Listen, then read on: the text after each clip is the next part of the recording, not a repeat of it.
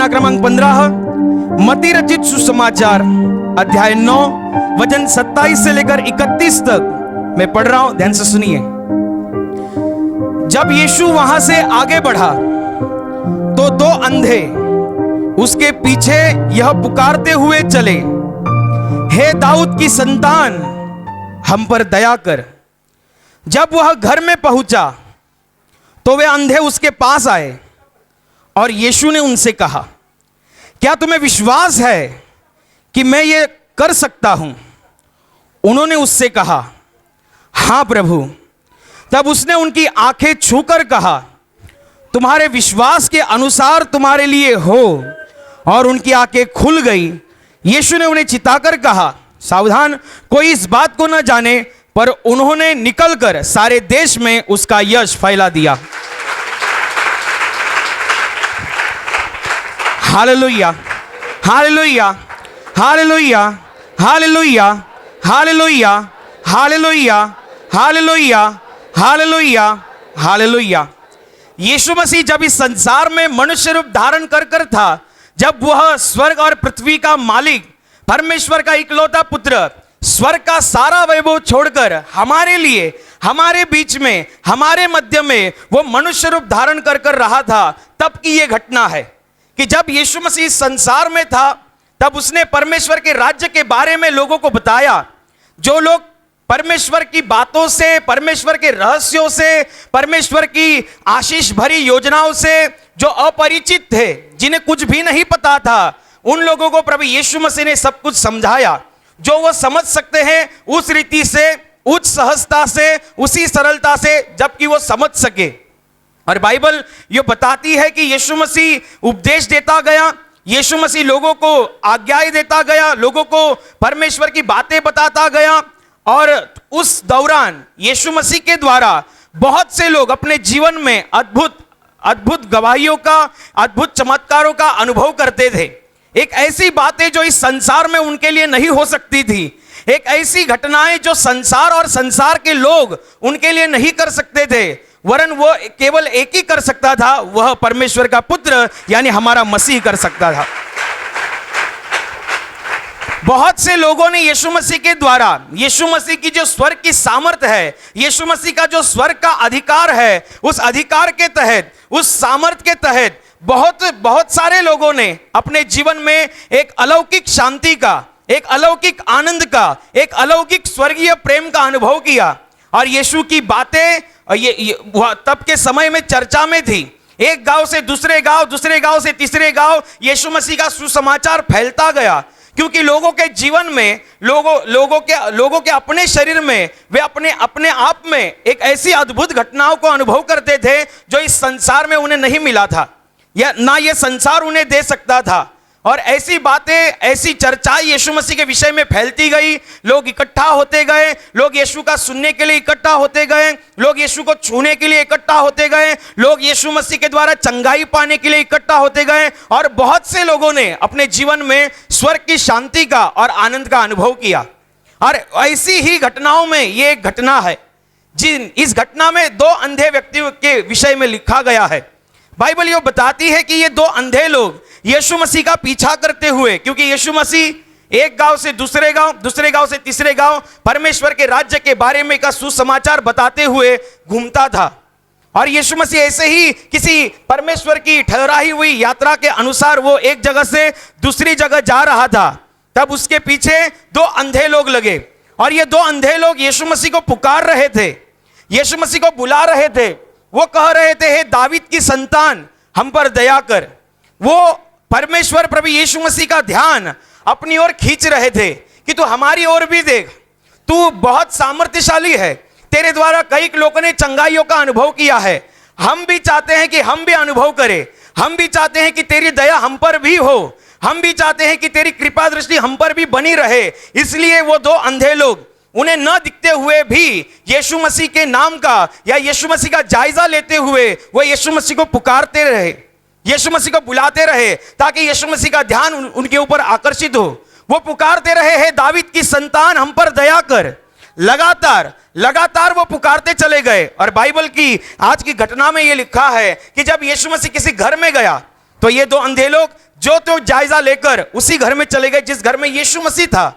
और वहां पर यीशु मसीह के सामने वो दो अंधे लोग थे।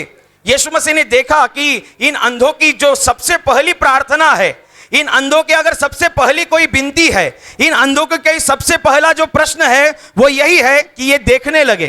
बाइबल ये बताती है कि वे दो अंधे लोग यीशु मसीह के द्वारा पुनः दृष्टि प्राप्त करने के लिए आए थे। उनके जीवन की सबसे पहली मांग, उनकी जीवन की सबसे पहली जरूरत यही थी कि वो देखने लगे, क्योंकि वो अंधे थे। एक अंधा इंसान परमेश्वर के सामने खड़ा रहकर यही कहेगा कि मैं देख सकूं। एक गूंगा इंसान परमेश्वर के सामने खड़ा रहकर अपनी पहली गरज, अपनी पहली जरूरत यही बताएगा कि मैं बोल सकूं। एक बहिरा इंसान परमेश्वर के सामने खड़ा रहेगा तो वो अपनी पहली जरूरत, पहली गरज यही बताएगा कि मैं सुन सकूं। एक अंधा इंसान ये नहीं बोलेगा कि मुझे खाने के लिए कुछ नहीं है, मुझे वड़ा पाव दो करके। उनको पता था कि जिसके सामने हम जा रहे हैं, जिसका नाम हम पुकार रहे हैं, जिसके नाम की हम दुहाई दे रहे हैं, वो इस धरती का नहीं, वो तो स्वर्ग से आया हुआ हमारा परमेश्वर है। उन्होंने अपनी पहली जरूरत को परमेश्वर के सामने रखा। उन्होंने अपनी जीवन की पहली प्रार्थना को, जो उनकी पहली आवश्यकता थी, उस आवश्यकता को उन्होंने परमेश्वर के सामने रखा। अपने जीवन की सबसे बड़ी भारी समस्या को उन्होंने परमेश्वर के सामने रखा। और जब उन लोगों ने अपनी समस्या को परमेश्वर के सामने रखा, अपने जीवन के प्रश्न को परमेश्वर के सामने रखा, अपनी जीवन की समस्या को परमेश्वर के सामने रखा, तो बाइबल यह बताती है, बाइबल इस बात की पुष्टि करती है, बाइबल विस्तारित से बताती है कि प्रभु यीशु मसीह ने कहा कि ये मैं कर सकता हूं, ऐसा तुम्हारा विश्वास है क्या? वो जब अपनी समस्या को परमेश्वर के सामने रखते हैं कि हम देखने लगे, वो जब अपने प्रश्न को परमेश्वर के सामने रखते हैं कि हम देखने लगे, तो उस विषय में तत्पश्चात परम प्रधान परमेश्वर का इकलौता पुत्र यह कहता है, क्या मैं ये कर सकता हूं, ऐसा तुम्हारा विश्वास है क्या? क्या मैं तुम्हारे इस प्रश्न का उत्तर बन सकता हूं, ऐसा तुम्हारा विश्वास है क्या? क्या मैं तुम्हारी इस समस्या का निवारण बन सकता हूं, ऐसा तुम्हारा विश्वास है क्या? क्या मैं तुम्हें इस भारी आपदा से छुटकारा दे सकता हूं, ऐसा तुम्हारा विश्वास है क्या? जब दो अंधों लोगों ने कहा कि हां प्रभु हम विश्वास करते हैं, यीशु मसीह ने कहा जैसा तुम्हारा विश्वास है वैसा तुम्हारे लिए हो जाए। तुरंत बाइबल ये बताती है कि जब उन दो अंधों लोगों ने कहा कि हां हम विश्वास करते हैं कि तू ही हमारे प्रश्न का उत्तर है, हम विश्वास करते हैं तू ही हमारे समस्या का निवारण है, हम विश्वास करते हैं कि तू ही हमें इस समस्या से छुटकारा देने वाला परमेश्वर है। जब उन्होंने अपने विश्वास को परमेश्वर के सामने बयां किया, उन्होंने अपने विश्वास को परमेश्वर के सामने रखा, तो बाइबल यह बताती है वो परम प्रधान परमेश्वर का पुत्र, वो स्वर्ग और पृथ्वी का मालिक, उसने उसी विश्वास के तहत, उसी विश्वास के माहौल में उन दोनों के जीवन में स्वर्ग से चमत्कार किया।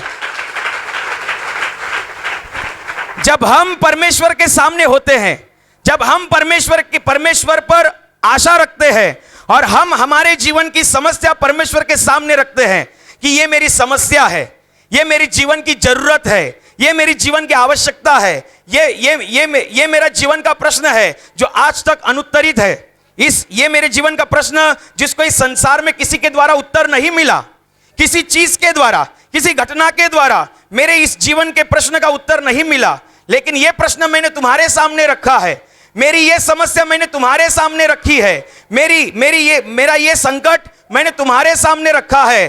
तत्पश्चात परमेश्वर आपसे पूछेगा क्या तुम्हारे इस समस्या का निवारण मैं कर सकता हूं, ऐसा तुम्हारा विश्वास है क्या? क्या तुम्हारे इस प्रश्न का उत्तर मैं बन सकता हूं, ऐसा तुम्हारा विश्वास है क्या? क्या तुम्हें इस भारी विपदा से मैं तुम्हें छुटकारा दे सकता हूं, ऐसा तुम्हारा विश्वास है क्या? और जिस दिन, जिस घड़ी, जिस वक्त आपकी आत्मा और आपका हृदय ये कहेगा हाँ मेरा विश्वास है, समझ लेना उसी दिन स्वर्ग से आपके लिए कार्य होना आरंभ हुआ है। उसी दिन, उसी घड़ी, उसी क्षण स्वर्ग से आपके लिए कार्य होना आरंभ हो चुका है। जिस दिन आप कहते हैं हाँ मेरा विश्वास है, लेकिन आपकी आत्मा कहनी चाहिए मेरा विश्वास है, आपका दिल कहना चाहिए मेरा विश्वास है, आपका मस्तिष्क कहना चाहिए मेरा विश्वास है। जब तक आपके हृदय में परमेश्वर के संबंधी विश्वास नहीं होता, परमेश्वर अपने आप में कितना भी सामर्थ्यशाली हो, वो आपके जीवन में कोई उपयुक्तता नहीं है, आपका विश्वास ही नहीं है। जिस चीज पर आपका विश्वास ही नहीं, वह चीज आपके जीवन में कार्य नहीं करेगी। लेकिन जब आप विश्वास रखते हैं, जब आप इन दो अंधे लोगों के समान अपना विश्वास परमेश्वर पर दिखाते हैं और ये बताते हैं, ये जताते हैं, ये परमेश्वर के सामने बयां करते हैं कि अभी मेरे जीवन में जो कुछ होगा, जो कुछ घटेगा, वो तेरी ही इच्छा से हो, क्योंकि तू ही जानता है कि मेरे लिए क्या अच्छा है, क्या बुरा है, क्योंकि तू मेरा स्वर्ग का निर्माण करता परमेश्वर है। यह आपके ऊपर है। परमेश्वर के सामने जब आप अपनी प्रार्थना को रखते हैं, परमेश्वर के सामने आप अपनी समस्या को रखते हैं, यह आपके ऊपर है। क्या आप इतना विश्वास करते हैं क्या कि अभी जो कुछ भी होगा वो परमेश्वर करेगा? यह आपके ऊपर है। आप परमेश्वर को विश्वास का माहौल बनाकर देंगे, परमेश्वर विश्वास के माहौल में कार्य करता है। आप विश्वास के द्वारा प्रार्थना को परमेश्वर के सामने रखेंगे, वो प्रार्थना पूरी होती ही है, क्योंकि विश्वास के माहौल में परमेश्वर कार्य करता है। आपका विश्वास होना चाहिए। मेरा यह प्रश्न है और यह प्रश्न मैंने परमेश्वर के सामने रखा है, चाहे जो कुछ भी हो, ये प्रश्न परमेश्वर ही उत्तरित करेगा। ये मेरी समस्या है, मेरे जीवन की ये आवश्यकता है, मेरी जीवन की ये जरूरत है, चाहे जो भी हो परमेश्वर ही पूरा करेगा। आपको उसके सामर्थ्य पर पूरा विश्वास होना चाहिए। जब आप विश्वास करते हैं, अपने विश्वास को जताते हैं, अपने विश्वास को बयां करते हैं, वो स्वर्ग में उच्च स्थान में बैठा परमेश्वर आपके विश्वास के द्वारा कार्य करता है। आपका विश्वास नहीं तो कार्य नहीं होगा। जिस चीज पर विश्वास ही नहीं है, उस चीज पर कार्य कैसे होगा? इन दो अंधे लोगों ने अपने जीवन में, चाहे वो देख नहीं सकते थे, फिर भी वो सुन सकते थे। उन्होंने यीशु मसीह की जो चर्चाएं हो रही थी या यीशु मसीह के बारे में जो कुछ भी बातचीत हो रही थी, उन सभी बातचीतों को उन्होंने सुना था कि कई लोग अपने अनुभवों को बता रहे हैं एक दूसरे को। कई लोग परमेश्वर के द्वारा जो गवाहियां हुई, यीशु मसीह के द्वारा जो लोगों के जीवन में गवाहियां घटी, वे गवाहियां वे सुन रहे थे। और सुन सुनकर उनका विश्वास इतना बढ़ा कि उन्होंने अपना विश्वास परमेश्वर के सामने रखा। और ये विश्वास जब उन्होंने परमेश्वर के सामने रखा, परमेश्वर प्रभु यीशु मसीह कहता है, क्या मैं तुम्हारे लिए ये कर सकता हूं? ऐसा तुम्हारा विश्वास है क्या? इसका मतलब ये नहीं कि यीशु मसीह को अपने ऊपर संदेह था, अपने सामर्थ्य के ऊपर संदेह था, अपने कार्य के ऊपर संदेह था। इसका मतलब यह नहीं। यीशु मसीह पूरी जांच करता है कि आपका विश्वास कितना खरा है। यीशु मसीह पूरी जांच करता है कि आपका विश्वास कितना असली है। आपका विश्वास मुंह बोला है या बड़ बोला है, यह सब कुछ परखता है। और एक असली विश्वास, एक जीवित विश्वास रखने वाला इंसान हमेशा परमेश्वर की राज्य से आशीषों की बारिशों के लिए पात्र ठहरता है। विश्वास, परमेश्वर और परमेश्वर से जुड़ी हर एक बात पर हमें विश्वास होना चाहिए। यही बात हम अगर विस्तार से समझे तो बाइबल में एक और घटना लिखी गई है 12 साल से लहू बहने वाली औरत के विषय में। इसके विषय में बाइबल यह बताती है कि यह औरत 12 साल से इस लहू बहने की बीमारी से पीड़ित थी। बाइबल यह बताती है कि इस बीमारी के कारण उसने अपना सारा पैसा खर्च करवा दिया, फिर भी उसे कुछ फर्क नहीं पड़ा। जो लोग कहते हैं जिन वैद्यों के पास जाकर इलाज करवाओ, उन वैद्यों के पास वो आशा के साथ गई और उसको निराशा आई, उसको कुछ फर्क नहीं हुआ। बाइबल ये बताती है कि उसको कुछ फायदा नहीं हुआ। 12 साल लगातार 12 साल एक औरत अपने इस बीमारी से छुटकारा पाने के लिए प्रयास कर रही है। तो आप ये समझ सकते हैं कि वो भले बीमार हो, फिर भी उसको जीने की आशा है, वो जीना चाहती है। इसलिए वो 12 साल लगातार वो प्रयास कर रही है कि मैं इस बीमारी से चंगी हो जाऊं। 12 साल में वो प्रयास कर रही है कि मैं भी एक आनंद भरा जीवन जीऊं जैसे अन्य लोग जीते हैं, लेकिन मैं नहीं जी पा रही हूं क्योंकि मुझे 12 साल से लहू बहने की तकलीफ है। और इसी तकलीफ की वजह से उसने बहुत से वैद्यों के पास जाकर उपचार करवाया, इलाज करवाया, लेकिन कुछ फर्क नहीं पड़ा। लेकिन बाइबल ये बताती है कि इन 12वें साल के अंत के भाग में जब परमेश्वर यीशु मसीह के विषय में सुनती है, परमेश्वर यीशु मसीह के विषय की चर्चाएं सुनती है, परमेश्वर यीशु मसीह के विषय के अनुभव और गवाहियों को सुनती है, बाइबल ये कहती है कि ये बातों को सुनकर, यीशु मसीह की चर्चाओं को सुनकर, यीशु मसीह के द्वारा घटी हुई हर एक गवाहियों को और अनुभवों को सुनकर उसके हृदय में एक विश्वास पनपता है, उसके हृदय में एक विश्वास जन्म लेता है। और ये विश्वास अपने आप में इतना बड़ा होता है कि वो कहती है कि मैं यीशु मसीह के वस्त्रों को भी छू लूंगी तो उसी क्षण उसी घड़ी चंगी हो जाऊंगी। ये उसका विश्वास है। अभी गौर से सुनना, इसमें बहुत बड़ा रहस्य है, गौर से सुनना। उसने यीशु मसीह के, ये एक ऐसी औरत है जिसने अपने जीवन में हर एक पहलू में निराशा को देखा है। कि हर एक कोई कहता है कि इस वैद्य के पास जाओ, वहां पर जाकर तुम्हें फर्क पड़ेगा, तो उधर भी जाती है, देखती है, एक दो हफ्ता शायद वो इलाज करवाती होगी, देखते हैं फर्क नहीं पड़ रहा है, तो कोई आकर और बोलेगा वो ढमकाना गांव में कोई ऐसा है, वहां पर जाके इलाज करवाओ, तो वहां पर वो गई होगी। कोई कहेगा अरे वहां पर वो पेड़ की मूलियां बहुत अच्छी मिलती है, उसको तुम उबाल के उसका काढ़ा पियो, तुमको अच्छा लगेगा, तो वो भी उसने किया होगा। बहुत सी उपचारों को या बहुत से इलाजों को उसने किया है, और हर एक इलाज के अंत में उसने अपने जीवन में निराशा को पाया है, उसने अपने जीवन में अपयश देखा है। और इसलिए 12 साल के बाद भी वो यीशु मसीह के विषय में को सुनने के बाद उसके हृदय में एक विश्वास उत्पन्न होता है, एक जीवित विश्वास। और इसका विश्वास इतना होता है कि मैं यीशु मसीह के आंचल को छू लूंगी, उसी क्षण उसी घड़ी चंगी हो जाऊंगी। ये विश्वास को लेकर, जो यीशु मसीह की गवाहियों को सुनकर या यीशु मसीह के द्वारा हुए अनुभवों को सुनकर उसके हृदय में जो विश्वास उत्पन्न हुआ है, उस विश्वास को लेकर वो यीशु मसीह को मिलने निकलती है। और जब वो निकलती है तब देखती है यीशु मसीह तो है, लेकिन यीशु मसीह एक भारी भीड़ के बीच में खड़ा है। यीशु मसीह भारी भीड़ के बीच में खड़ा है, लेकिन इसका शरीर कमजोर है, क्योंकि 12 साल से लहू बहने की बीमारी से ये पीड़ित है।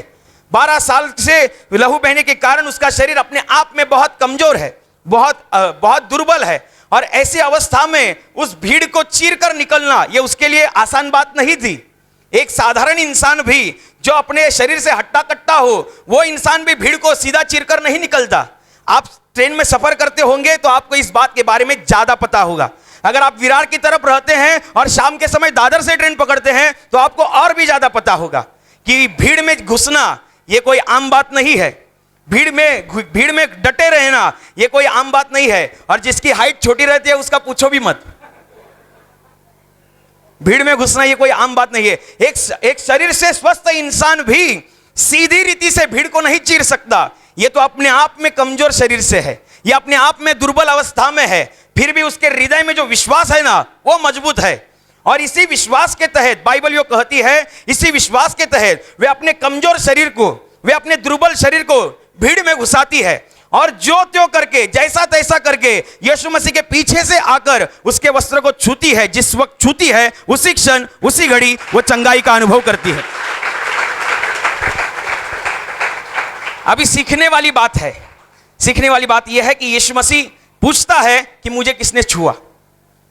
यीशु मसीह जिस जगह खड़ा था उस जगह पर कम से कम 1000 लोग थे। 1000 लोगों के 2000 हाथ होंगे। 2000 हाथ यीशु मसीह को छूने के लिए आमादा है। 2000 हाथ यीशु मसीह को छूने के लिए पागल हो रहे हैं कि हम कैसे भी करके उस तक पहुंचे और उसे बताए कि हमारा प्रॉब्लम यह है, हमारी समस्या यह है।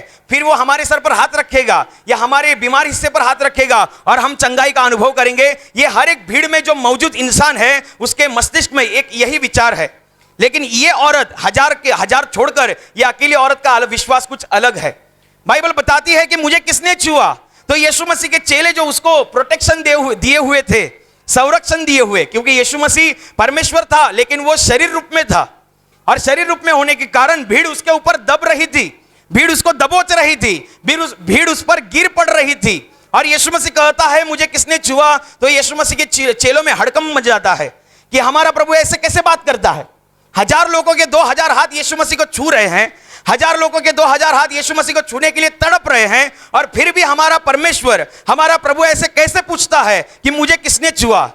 यीशु मसीह कोई साधारण स्पर्श के विषय में बात नहीं कर रहा। जो 1000 लोगों के 2000 हाथ में नहीं था वो केवल उस स्त्री के हाथ में था, क्योंकि उसका स्पर्श एक मजबूत विश्वास के द्वारा किया हुआ एक स्पर्श था। वो प्रभु यीशु मसीह का प्रमुख चेला पतरस और उसके अन्य साथी भीड़ को ऐसे बयां करते हैं। जिस वक्त यह घटना हुई उस समय जो भीड़ थी उसके विषय में लूका रचित सुसमाचार अध्याय 8 वचन 45 में यह कहा गया है कि पतरस यीशु मसीह को उत्तर देता है कि हे प्रभु, हे स्वामी, भीड़ तुझको दबा रही है, भीड़ तुझ पर गिर पड़ रही है, फिर भी तू ऐसे कैसे पूछता है कि मुझे किसने छुआ। अभी और ध्यान देना, भीड़ एक ऐसी भीड़ जो यीशु मसीह को दबा रही है। इसका मतलब कई लोगों का हाथ यीशु मसीह के शायद पैर को लगा होगा, यीशु मसीह के बदन को लगा होगा, यीशु मसीह के हाथ को लगा होगा, यीशु मसीह के बालों को लगा होगा, यीशु मसीह के कंधे को लगा होगा, क्योंकि वो भीड़ है और भीड़ दबा रही है यीशु मसीह को। भीड़ यीशु मसीह के ऊपर गिरने जा रही है, फिर भी यीशु मसीह के चेलों ने लोगों को संभाले रखा है, यीशु मसीह को संभाले रखा है। ये औरत, जो औरत का विश्वास था कि मैं यीशु मसीह के कपड़े को छूकर चंगी हो जाऊंगी, उससे पहले कई लोग वहां पर मौजूद थे, 1000 लोग। उन 1000 लोगों में कई लोगों ने यीशु मसीह के कपड़े को छुआ था, लेकिन वो चंगे नहीं हुए। कई लोगों ने यीशु मसीह के बालों को छुआ था, लेकिन वो चंगे नहीं हुए, क्योंकि उनका जिक्र बाइबल में लिखा नहीं गया है। कई लोगों ने यीशु मसीह के हाथ को हाथ लगाया होगा, लेकिन उनके विषय में अभी तक लिखा नहीं गया चंगे हुए होंगे, क्योंकि बाइबल बताती है कि यीशु मसीह के अंदर से सामर्थ्य निकलती है और लोग चंगाई को प्राप्त करते हैं। यह बाइबल बयां करती है। लेकिन जब हम इस विषय को पढ़ रहे हैं, जब हम इस घटना को विस्तार से देख रहे हैं, तो हमें यह देखना है कि ये औरत यीशु मसीह के वस्त्र को छूने से पहले कई लोगों ने यीशु मसीह के वस्त्र को छुआ था, लेकिन उनके विषय में बाइबल जिक्र नहीं करती, लेकिन उनके विषय में बाइबल बयां नहीं करती। इसी औरत के विषय में बाइबल बयां क्यों करती है? क्योंकि इसका विश्वास था कि यीशु मसीह, ये वो यीशु मसीह है जो मुर्दों को उठाता है, ये वही यीशु मसीह है जो अंधों को आंखें देता है, ये वही यीशु मसीह है जो लंगड़ों को चलता करता है। अगर ये अपने आप में इतना सामर्थ्यशाली है, तो इसने जो वस्त्र पहना है वे भी अपने आप में सामर्थ्यशाली है, और उसी दौरान और इसी रीति से, इसी विश्वास के तहत वो वस्त्र को छूती है। और बाकी के लोग छूते तो है, लेकिन उनका उतना विश्वास नहीं था, उनका उतना उसके कपड़े के ऊपर इतना विश्वास नहीं था। उनको अलग विश्वास था कि यीशु मसीह हमसे बातचीत करे, यीशु मसीह हमारे सर पर हाथ रखे। ये 1000 लोगों का विश्वास एक तरफ, और ये एक अकेली औरत का विश्वास एक तरफ, क्योंकि 1000 लोगों के स्पर्शों में भी प्रभु यीशु मसीह ने उस अकेली औरत के स्पर्श के विषय में जिक्र किया, क्योंकि 1000 लोगों का स्पर्श वो नहीं बयां कर रहा था जो इस अकेली औरत का स्पर्श बयां कर रहा था। यीशु मसीह के वस्त्र को छूने से ये औरत चंगी हुई, लेकिन इससे पहले कई लोगों ने यीशु मसीह को छुआ था, कई लोगों ने, लेकिन कई लोगों ने छूने के बाद का विषय बाइबल में नहीं लिखा गया है। वो चंगे हुए होंगे, लेकिन वस्त्र का छूकर चंगा होना ये इस औरत के विषय में लिखा गया है, क्योंकि इसका विश्वास था पहले से ही कि मैं उसके वस्त्र को छू लूंगी तो चंगी हो जाऊंगी। अपने आप में अपनी विश्वास की पहचान बनाओ, अपने आप में एक विश्वास का स्टेज बनाओ। जब आप अपने आप में अपने हृदय के विश्वास को परमेश्वर के सामने पहचान बनाएंगे, परमेश्वर 1000 की भीड़ में भी आपको पहचान लेगा कि ये मेरा असली विश्वासी है। 1000 की भीड़ में भी वो पहचान लेगा कि ये असली विश्वासी है। यीशु मसीह को पता था कि उसको किसने छुआ है, फिर भी यीशु मसीह ने ऐसे पूछा क्यों? क्योंकि उससे वे जो जिसके विषय में ये गवाही हुई है, वे औरत चंगी होकर ऐसे ही घर पर ना जाए, वो लोगों के सामने आकर खड़ी हो जाए और उसके जीवन में जो जो हुआ है वो लोगों के सामने बताए, लोगों के सामने बयां करे, लोगों के सामने अपनी आप बीती सुनाए, ताकि लोग सुने, लोगों को यह पता चले कि परमेश्वर जो है वो अपने आप में सामर्थ्यशाली है। केवल विश्वास रखने वाला इंसान ही परमेश्वर के द्वारा आशीषों को और चंगाइयों को प्राप्त करता है। और इस घटना का उपयोग यह हुआ कि यह घटना जब हुई और इस औरत ने यीशु मसीह के कहने के प्रश्न पूछने के दौरान जब अपनी आप बीती को सुनाया, तो बाइबल यह बताती है कि उस घटना के बाद जब कभी भी यीशु मसीह किसी गांव में जाता था या किसी नगर में जाता था, तो बाइबल यह बताती है कि वहां के लोग उसके सामने से आकर कहते थे कि आपके वस्त्र को हमें छू लेने दो, क्योंकि उन्हें पता था कि कोई ऐसा है जो वस्त्र को छूकर चंगा हुआ है, हम भी विश्वास करेंगे, हम भी छुएंगे और चंगाई को पाएंगे। और उसी रीति से वो करते थे और उनके विश्वास के द्वारा यीशु मसीह के वस्त्र से सामर्थ्य निकलती थी और वे चंगाई को पाते थे। आप अपने विश्वास की अलग पहचान बना सकते हैं, आप अपने विश्वास को परमेश्वर के सामने एक अच्छी रीति से बयां कर सकते हैं, आप अपने विश्वास को एक भली भांति परमेश्वर के सामने प्रस्तुत कर सकते हैं। यह आपके ऊपर है कि आपका विश्वास है। अगर आप विश्वास करते हैं तो आपके ऊपर है। ऐसी कितनी गवाहियां यहां पर हुई है। मैंने गवाही सुनी थी अभी गए हफ्ते में ही कि किसी भाई ने यहां पर गवाही दी थी कि उसके चेहरे पर एक दाग था, सफेद दाग, और यहां पर चाय दी जाती है। शाम के समय पर जब गवाहियां शुरू होती हैं तो चाय दी जाती है। तो उस भाई ने वो चाय पीने के बाद जो बाकी का चाय रही थी, वो चाय को उसने अपने दाग पर लगाया और उसने ये गवाही दी कि चाय को लगाने के दौरान और प्रार्थना करने के दौरान उसका वह दाग चला गया। इसका मतलब वो चाय पर विश्वास करता था। तो इसका मतलब हम समझो हजारों की तादाद में लोग हैं, हम सब लोग चाय पीते हैं, आपको भी चाय मिलती होगी, लेकिन उसने उस चाय को किसी अलग नजरिए से देखा। कई लोग गवाहियां देते हैं कि हम यहां पर हमें कुछ कमजोरी थी और जैसे ही हमने प्रवेश किया उसी क्षण उसी घड़ी हमारी कमजोरी निकल गई। उसने प्रवेश करने को कुछ अलग नजरिए से देखा। यह आपके ऊपर है। परमेश्वर से जुड़ी हर एक बात को अगर आप विश्वास के साथ देखते हैं या विश्वास के साथ आप उसके साथ बर्ताव करते हैं, तो उसी विश्वास के तहत वो स्वर्ग में उच्च स्थान में बैठा परमेश्वर आपके जीवन में कार्य करता है। यह आपके ऊपर है, यह आप कैसे करना चाहते हैं, यह आपके ऊपर है। आप जब कभी भी परमेश्वर के सामने अपने प्रश्नों को, अपनी समस्या को, अपने संकट को रखते हो, तब परमेश्वर जब आपसे पूछेगा कि क्या तू विश्वास करता है क्या कि मैं तुझे इस समस्या से छुड़ा सकता हूं, क्या तू विश्वास करता है क्या मैं तेरी इस प्रार्थना का उत्तर बन सकता हूं, तो झट से हृदय से कहना हां मेरा विश्वास है, हां मेरा विश्वास है। तो उसी क्षण उसी घड़ी कार्य होना आरंभ हो जाएगा। अपने आप में विश्वास का एक अलग स्तर होता है। विश्वास के कई श्रृंखलाएं हैं, ये बहुत आगे की गहरी बात है, लेकिन आप यह इतना ध्यान रखना कि जितना आप विश्वास के साथ देखेंगे, जितना आप विश्वास के साथ परमेश्वर की बातों को, परमेश्वर से जुड़ी हर एक बातों को जैसे बर्ताव करेंगे, वैसे ही हमारे जीवन में कार्य होगा और ऐसे ही विश्वास हमारे जीवन में कार्य कर ले। इसलिए हम प्रार्थना करेंगे। Hallelujah, hallelujah. और अभी प्रार्थना करने का समय है। प्रभु यीशु मसीह ने कहा, यद्यपि तुम मेरे नाम से कुछ मांगोगे तो वह परमेश्वर की महिमा के लिए तुम्हें दिया जाएगा। हाँ, उसका वचन यही सत्य है। वह अपने वचनों को पूरा करना जानता है, वह अपने वचनों को पूरा करने की सामर्थ रखता है। इसलिए हम उसके वचनों पर और सामर्थ के ऊपर विश्वास रखते हुए विश्वास के द्वारा प्रार्थना करेंगे। आपके जिस हिस्से पर बीमारी है उस हिस्से पर हाथ रखिए, और वहाँ हाथ नहीं रख सकते तो अपने सीने पर हाथ रखिए। आपके जीवन में से और शरीर में से हर एक दुख, तकलीफ, बीमारी प्रभु यीशु मसीह के पवित्र नाम इसी क्षण नष्ट हो जाए। आपके जीवन के बंधन और श्राप प्रभु यीशु मसीह ने बहाए हुए पवित्र लहू के द्वारा इसी क्षण टूट जाए। आपके जीवन की समस्या और शैतान का भयावह अंधार प्रभु यीशु मसीह के दिव्य और पवित्र प्रकाश के द्वारा इसी क्षण नष्ट हो जाए। आप पर, आपके परिवार के ऊपर प्रभु यीशु मसीह के महान आशीष आए। आमीन।